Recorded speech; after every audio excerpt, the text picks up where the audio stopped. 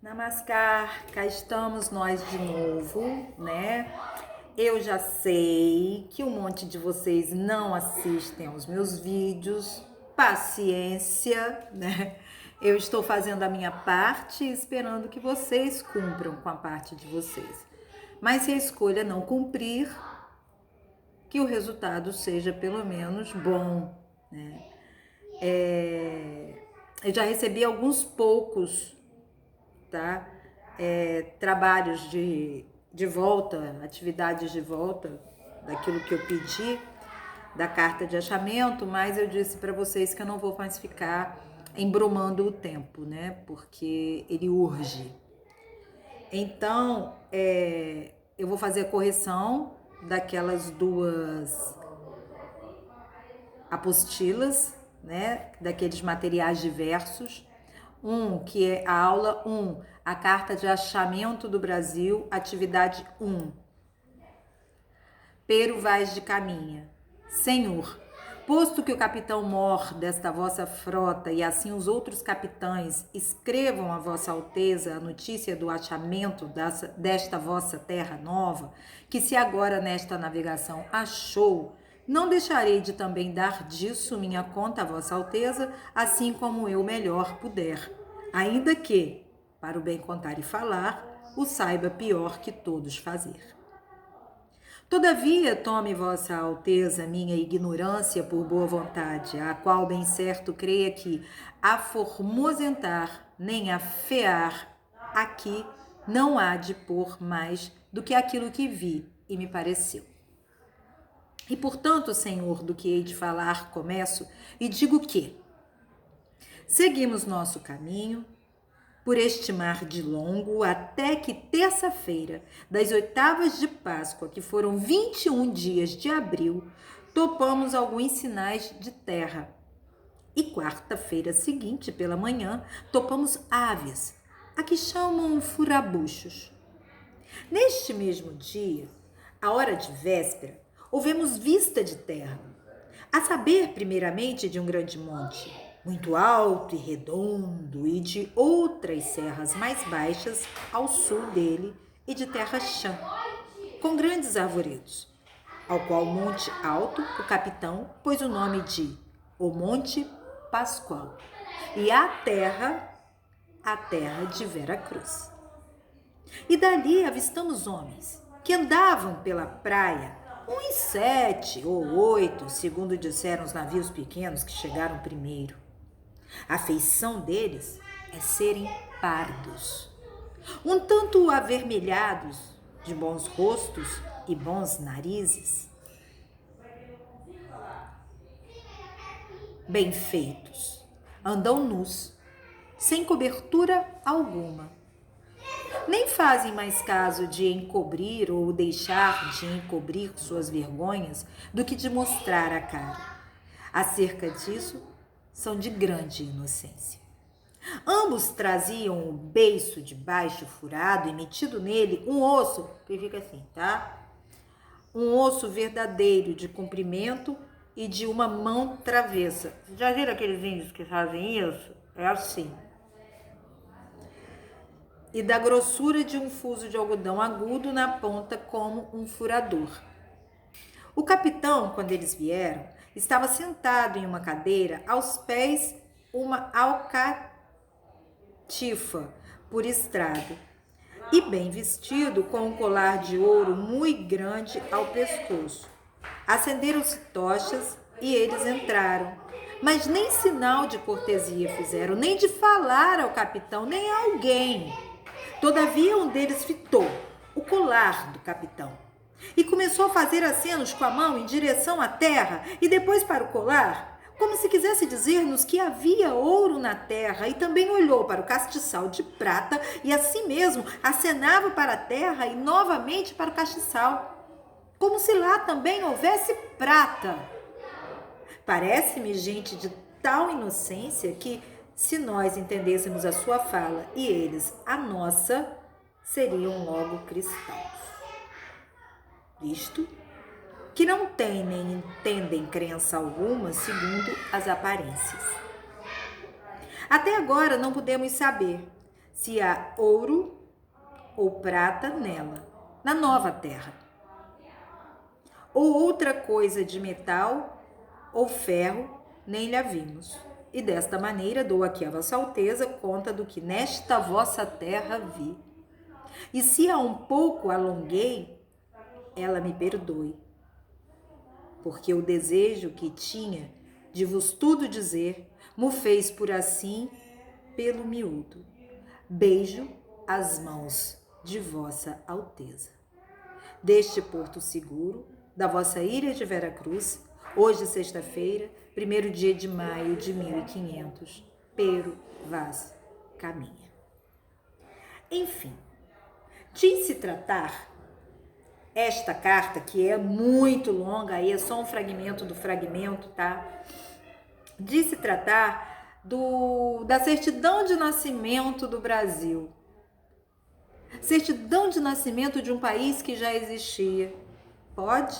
Certidão de nascimento de um país que já era habitado pelos índios há muitos anos antes dos portugueses aqui chegarem, mas que encontraram aqui uma gente tão boa de coração, uma gente tão rica e com tanta abertura para troca, sabe? Porque era o escambo, não tinha moeda. Eles trocavam coisas uns com os outros. Então foi essa terra que eles encontraram, não que descobriram. E aí eles encontraram uma terra que tinha muitas aves, né? Que tinha uma floresta, muitas matas, muitas raízes, muitas águas. Eles encontraram essa terra riquíssima de tudo que a gente possa imaginar. E também, diante disso, eles encontraram um povo muito solícito, mas um povo que tinha seus hábitos. O povo indígena que não queria se deixar levar nem influenciar pela ideia do colonizador, mas que foram obrigados a isso através daquilo que eles chamam de catequese, que nada mais era do que domesticar os nossos povos originários, os índios. Daí, a gente tem que entender que se eles tinham isso tudo, eles também tinham uma língua própria, que também nos foi roubada, que é a Tupi-Guarani. Né? Quando nós temos ainda poucas, e agora menos ainda, bem mais raras, as tribos indígenas, as grandes aldeias, que este governo quer dizimar, isso significa que nós ainda possuímos vestígios daquilo que de verdade somos, tá? Então, é necessário que a gente tenha noção disso tudo que a gente vai compreender ou que a gente vai aprender, tá bem? Só um instantinho, eu vou ter que pedir uma coisa, por favor, tá? André, eu tô gravando aula, por favor. Obrigada. E aí vocês têm que entender que quando eles dão um nome, né, a ilha de Veracruz, a um porto seguro, que hoje a gente sabe que Porto Seguro é aquele lugar que fica na Bahia, que foi onde eles atracaram, e chamam de Ilha de Veracruz, a gente acha, ai que maravilhoso, que lindo. Não, não foi lindo, não foi maravilhoso. Tá? E a gente está sofrendo disso até hoje, quando a gente encontra em nosso caminho pessoas que, por terem uma pele mais clara, se julgam brancas nesse país construído por índios negros portugueses, holandeses. A gente não pode ter uma raça branca, é impossível. A gente vai ter uma miscigenação, a gente vai ter um colorismo, que eu não sei se vocês sabem o que é colorismo, né? Quando alguém me pergunta, por exemplo, você se considera branca, negra, parda, negra.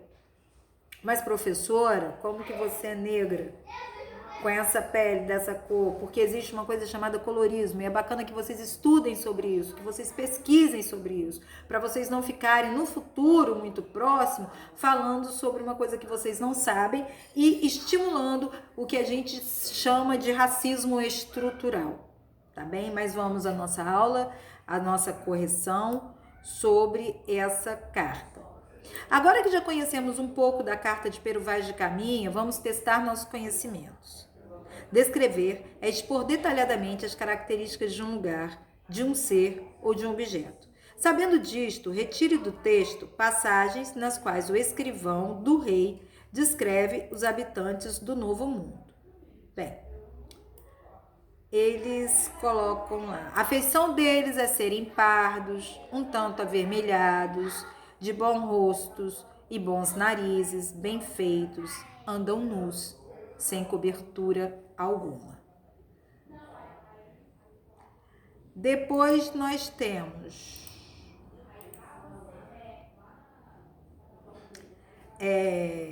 perdoe-me.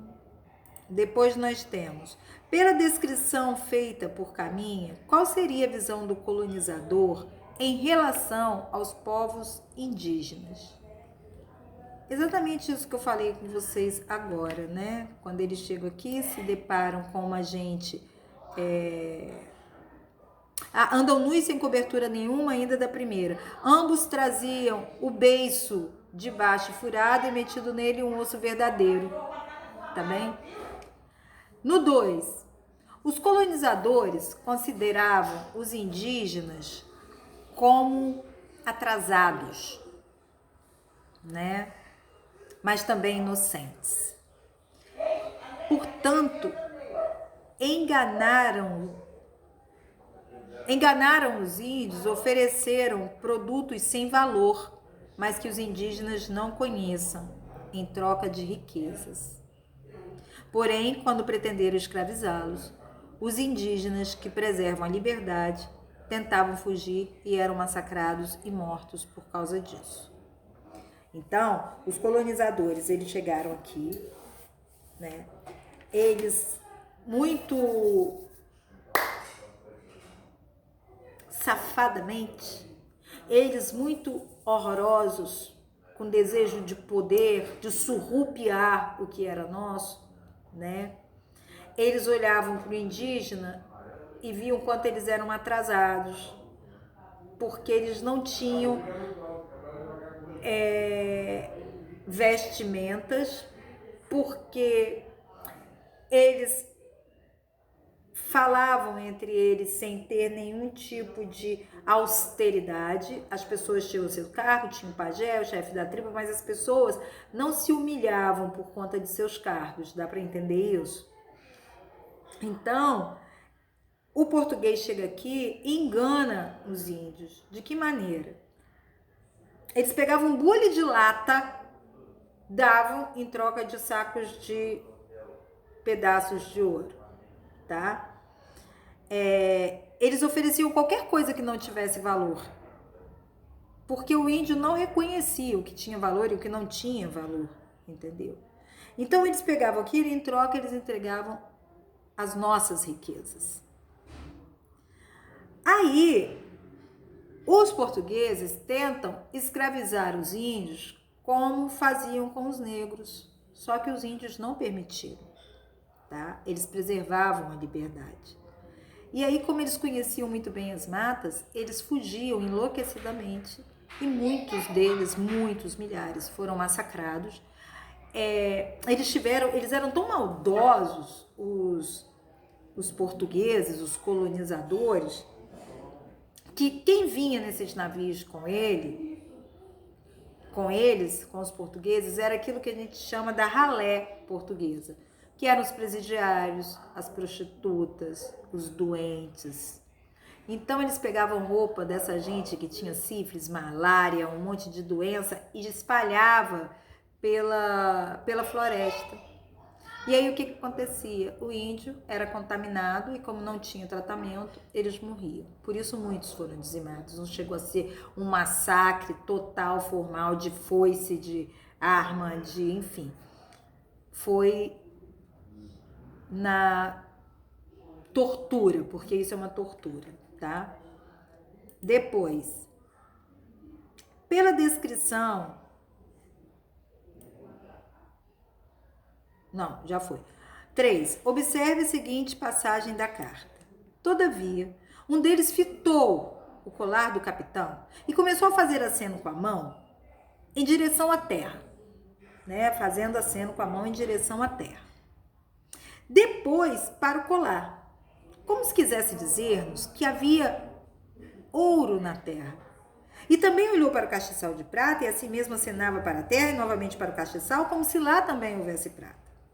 Nesse trecho, Caminha destaca e interpreta os acenos feitos pelos índios, relacionando-os à possível existência de metais, ouro ou pedras preciosas. O que esse destaque revela sobre a intenção do homem europeu com a descoberta das novas terras? Bem, ele deixa claro, né, o homem europeu, que com essa descoberta de novas terras, eles poderiam lucrar imensamente, né, com pedras preciosas que seriam encontradas aqui, né? E aí eles queriam o quê? Explorar ao máximo essa terra para enriquecer os seus países. O europeu queria isso, enriquecer a Europa e arrasar com o Brasil. Que pena. Eles continuam fazendo isso de alguma maneira até hoje, né? Vamos ver mais o que. 4. Leia a seguinte passagem. Para os portugueses o ouro aqui tinha valor, enquanto para os indígenas uma conta de colar ou guiso eram mais importantes. Para os portugueses, os índios eram vistos como mão de obra a ser explorada ou almas a serem cristianizadas. Já para os indígenas, os lusitanos... Dando aula! Parei, desculpa, gente. Eram homens diferentes com quem queriam trocar objetos. Considerando a leitura da Carta de Achamento do Brasil e a passagem do texto do pesquisador Luiz Roncari, responda, em sua opinião, o que provavelmente o índio estava tentando dizer aos viajantes. Os índios eram vistos como mão de obra a ser explorada ou almas a serem cristianizadas. Já para os indígenas, os lusitanos eram homens diferentes com quem queriam criar objetos. Então, os índios estavam dispostos a quê?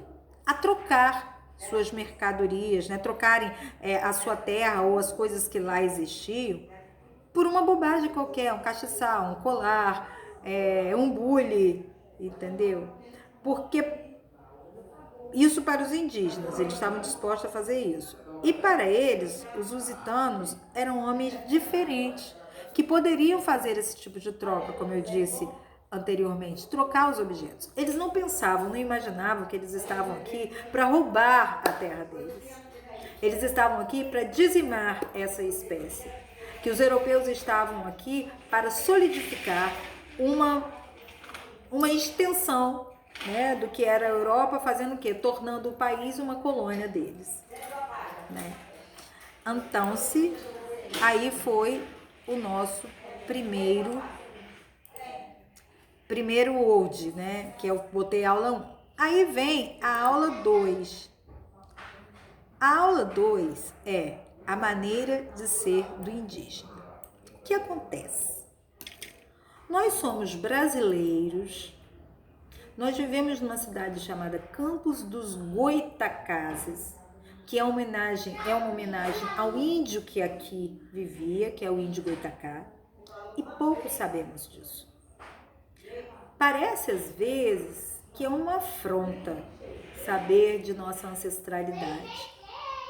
Parece que estão querendo apagar o que de fato somos desde 1500, como se não tivesse vestígio nenhum dessa gente que aqui estava, e tem muita. Se tivéssemos numa época sem pandemia, nós iríamos fazer uma visita ao museu de Campos dos Goitacazes, né?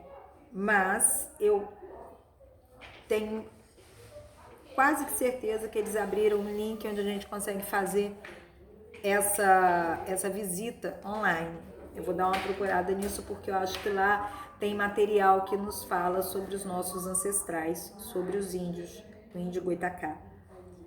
Então eu escolhi trabalhar também com esse texto e também com esse conteúdo, porque vejo que as pessoas fazem um trabalho e eu acho isso um absurdo. Então agora nós vamos conhecer um pouco né, do universo indígena e de sua cultura. Os rituais, os cânticos, as cerimônias festivas, a arte da pintura, enfeites, vestimentas, cada qual própria para o momento, as pinturas corporais, pinturas em utensílios domésticos, a ritualística, a utilização de cores, tudo isso e tantas outras atividades são as bases da maneira de ser do indígena e de sua literatura, assim como vimos na africana.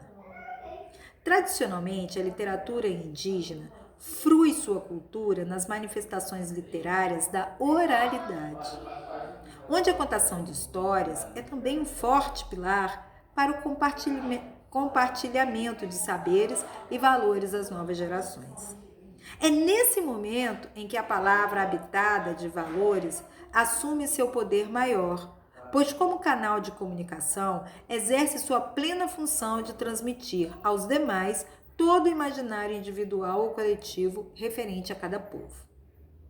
O fato de vários indígenas estarem escrevendo e publicando livros hoje mostra o quanto caminham por diversas formas possíveis para sua autonomia política, econômica e cultural.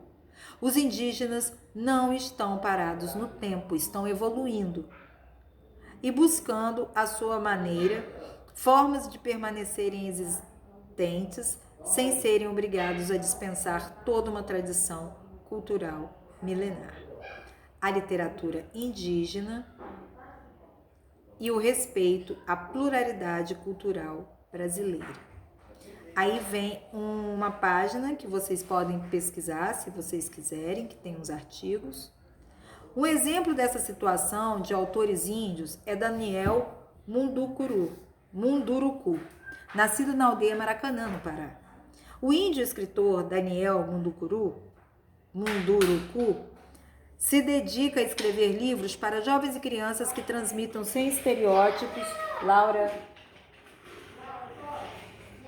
sem estereótipos, desculpa, gente, mas é assim a vida, tá? A verdadeira realidade do índio brasileiro. Inspirado em sua própria história de vida, em pesquisas sobre outros povos e principalmente nas perguntas que ouvia das crianças quando era professor e contador de história, Daniel passou a colocar valores indígenas no papel. Trata-se de um instrumento de memória e afirmação da identidade. Aí vem as atividades. Acertando as palavras. As palavras sempre trazem um significado escondido dentro delas. Às vezes é um sentido positivo, outras negativo. A palavra é capaz de construir ou destruir, levantar ou derrubar, alegrar ou entristecer, abençoar ou amaldiçoar. Ela é um instrumento poderoso e foi usada muitas vezes para convencer pessoas de ideias que elas nem sempre acreditavam. Na tradição religiosa cristã está escrito que a palavra se fez carne para habitar em nós. Entre alguns povos indígenas, como os Guarani, disse que nenhuma palavra deve sair de nossa boca se não for para edificar e se não for para dizer a verdade. Para alguns índios, a palavra é como um pássaro, que quando é libertado, ninguém mais consegue prender. Por isso é preciso tomar cuidado quando formos libertá-lo. Para início de conversa, é muito importante determinarmos algumas diferenças que existem quando chamamos alguém de índio. Não é muito adequado o uso desse termo, pois ele generaliza demais, não apresentando todas as diferenças que existem entre os grupos indígenas brasileiros. Historicamente, os habitantes de nossa terra foram denominados índios quando os europeus chegaram para conquistá-la. Eles achavam que tinham encontrado as Índias, para onde tinham saído atrás de alguns produtos que eram muito consumidos em Portugal e que geravam grande disputa no comércio local. Eu não acredito nessa história, totalmente diferente o percurso. Motivados certamente por isso, eles passaram a chamar esses habitantes nativos assim. A palavra índio foi avançando na história e acabou chegando até os nossos dias, muitas vezes para lembrar o exotismo dos povos, e com isso determinar a inferioridade do índio em relação ao branco.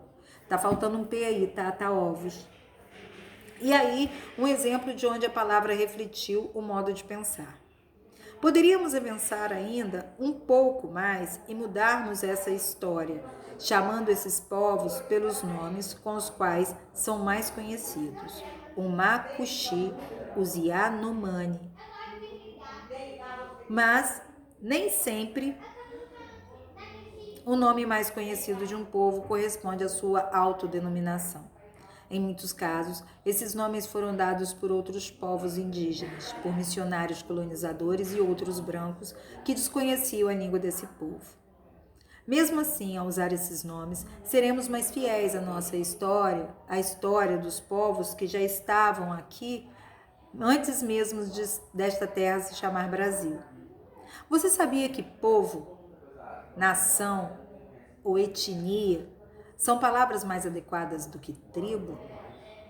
Isso porque elas expressam melhor a diversidade étnica, cultural, social e linguística dos nativos brasileiros.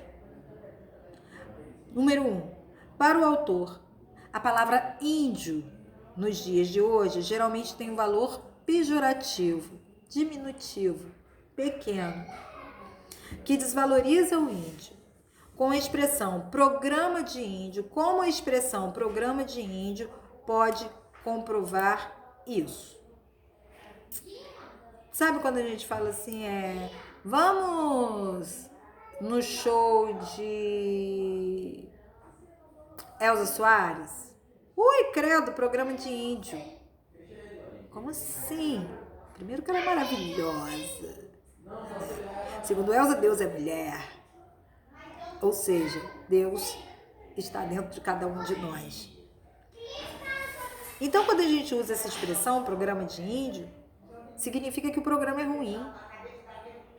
Você foi a tal lugar e foi um programa de índio que não deu certo, que deu tudo errado. Ou seja, um programa feito de qualquer maneira. Não é estranho tratar o índio? Falar que programa de índio, que é um cara que está sempre na natureza, né, numa trilha, numa praia deserta, que mora num lugar, ou deveria morar num lugar que está envolto à natureza, sem agrotóxicos, sem remédios, tratando as coisas com ervas. É isso que é programa de índio? É ruim? Não seria bom? Então a gente não deveria falar que é uma coisa boa e confortável, ao invés de dizer o contrário, né? Aí passaram a usar essa expressão programa de índio para qualquer tipo de programa que não deu certo ou para coisas que são extremamente negativas. Isso é tratar pejorativamente os programas que os índios fazem, como uma boa colheita, uma boa dança para o sol, plantação, pesca, ok? Deu para entender? Então vamos lá. Depois, 3. Em sua opinião, é preferível chamar um povo indígena pelo nome dado por outros povos indígenas do que pelo nome dado pelos colonizadores e missionários brancos? Isto realmente expressa melhor a história dos povos indígenas? Por quê? Claro. Rotularam de uma forma comparativa, né? Fazendo uma comparação, uma alusão a quem morava na Índia e chegou aqui e encontrou índio, enfim. Então, é lógico que etnia indígena, né, é adequado para referir ao conjunto de diversas tribos indígenas brasileiras. Etnia é um conjunto de diversas tribos, né, indígenas do Brasil. Povo indígena pode ser usado para designar, então, uma comunidade. Povo indígena é uma comunidade ou os índios de determinada região. né? Então, eles gostam de ser chamados pelo seu nome, né? Pelo próprio nome. É melhor do que ser chamado pelo nome de um outro qualquer que não goste. Né? Contando que não lhe falte com respeito, não lhe falte com a dignidade. Então, a gente chama pelo nome, pelo apelido, algo que chame sendo que não desfavoreça. A gente tem que tratar as pessoas como pessoas, independente da etnia delas. O último texto, Acertando as Palavras, explica em que situação a palavra índio surgiu e foi empregada para se referir aos povos indígenas. Um apelido que pode magoar a pessoa. Releio o segundo parágrafo. A palavra é capaz de construir ou destruir, levantar ou derrubar, alegrar ou entristecer, abençoar ou amaldiçoar. Ela é um instrumento poderoso e foi usada muitas vezes para convencer pessoas de ideias que elas nem sempre acreditavam.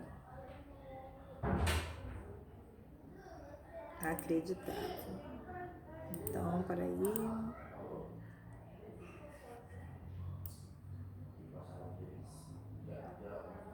Um apelido pode magoar a pessoa? Sim, pode. Se você chama uma pessoa de ô feio, gorducho, pode magoar a pessoa pode não gostar. O beiçudo, um apelido que pode magoar a pessoa. Né? Palavras para alegrar e outras para entristecer.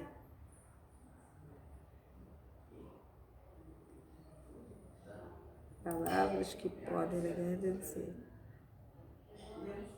Você serve para algumas coisas. Você é índio, mas vai lá que dá certo. Enfim. Né?